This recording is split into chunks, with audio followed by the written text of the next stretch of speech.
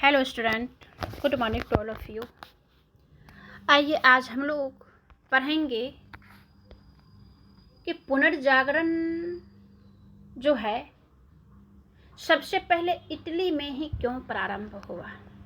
ठीक है, क्योंकि हम पिछले क्लास में पुनर्जागरण से क्या समझते हैं, इसका कारण क्या है, इसका परिणाम क्या है।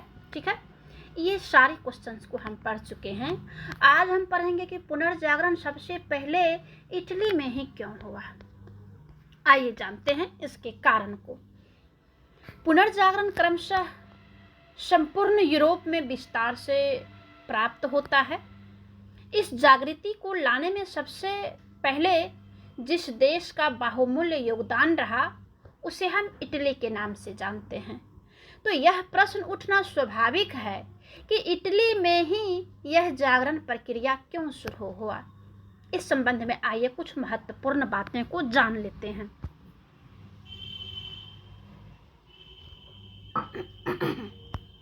सबसे पहला जो कारण है इटली में ही पुनर्जागरण प्रारंभ होने का, वो है इटली के नगर ज्ञान व संस्कृति के केंद्र थे।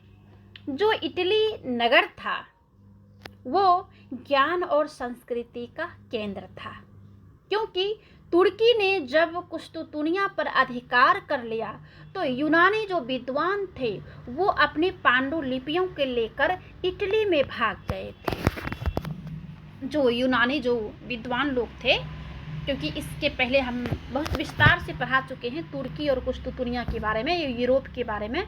ठीक है, यूरोप के विद्वान के बारे में, तो इसलिए ऊपर जब पढ़ेंगे तो उसके बाद जो है ये आप समझ जाएंगे। ठीक है, तो क्या हुआ कि यूनान के विद्वान जो है अपनी पांडुलिपियों के लेकर के कहाँ भाग गए, इटली भाग गए।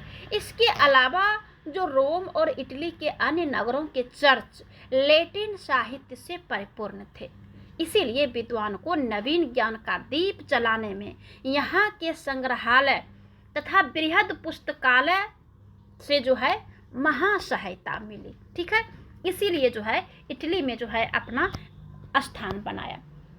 दूसरा जो है इटली की धनी नगर। इटली और पूर्वी यूरोप के मध्य व्यापार की निरंतरता से इटली के लोग संपन्नता को प्राप्त हुए। इन समृद्ध लोगों के लिए संस्कृति को प्रोत्साहित करना संभव हो गया। इन्हीं लोगों ने कलाकारों को प्रोत्साहित भी किया, प्रतिमाओं के साथ साथ चित्रों का भी निर्माण किया, एक सहज कार्य बनाया। ठीक है, मतलब जो भी कार्य कठिन लगता था उस कार्य को इटली के विद्वानों ने, कलाकारों ने जो है इसे सहज बनाया। अगला है कि धर्म युद्धों से लौटने वालों ने भी इटली में ही अपना निवास स्थान बनाया। मुसलमानों के विरुद्ध लड़े गए विभिन्न धर्म युद्ध में पोप की प्रेरणा से किसान जो है, प्रशासक, व्यापारी, ये सब धर्म युद्धों में शामिल हुए थे।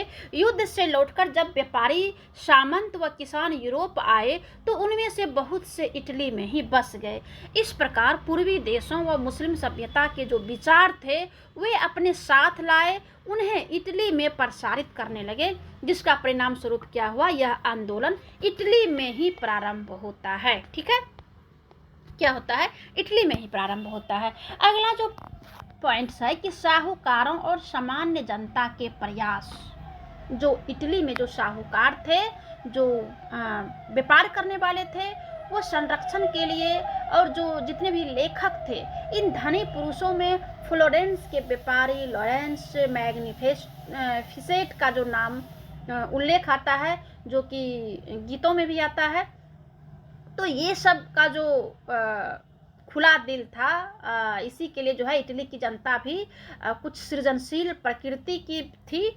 साहूकार जनता को सम्मिलित सहयोग से कला का वहाँ पे विकास होता है। अगला है पोप निकोलस पंचम का सहयोग। संत पीटर के गिरजा का निर्माण कराने वाले निकोलस पंचम ही था। उसने वेटिकन पुस्तकालय की स्थापना की और लगभग समस्त रोम का निर्माण करवाया। पुस्तकों के अनुवादों का कार्य उसकी देख रेख में होने लगा। उसने रोम में उल्लेखनीय विद्वानों और कलाकारों को आमंत्रित किया और पोप की सत्ता का विरोधी था, पर वह भी उसके द्वारा आमंत्रित किया गया और अनुवादकों में सम्मिलित किया गया। ठीक है, ये सब भी जो है कारण है इटली में ही होने का।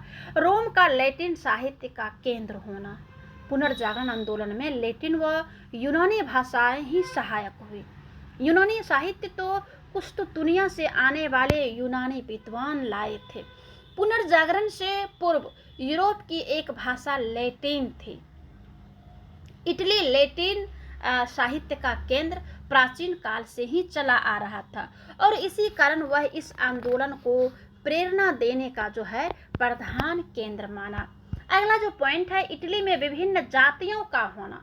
इटली में ही पुनर्जागरण आरंभ होने का ये एक सबसे बड़ा कारण था कि उस प्रायद्वीप में विभिन्न जातियों का संगम था। इन जातियों में गोथ, लोम्बार्डी, फेक, अरब, नार्पन जातियां प्रमुख थी। रोमन, बैजंती, अरब सभ्यताओं के पारस्परिक संपर्क और खुलेपन के फलस्वरूप मानसिक उन्नयन और व्यापारिक, सामाजिक और बौद्धिक आंदोलनों का स्वाभाविक होना ही था।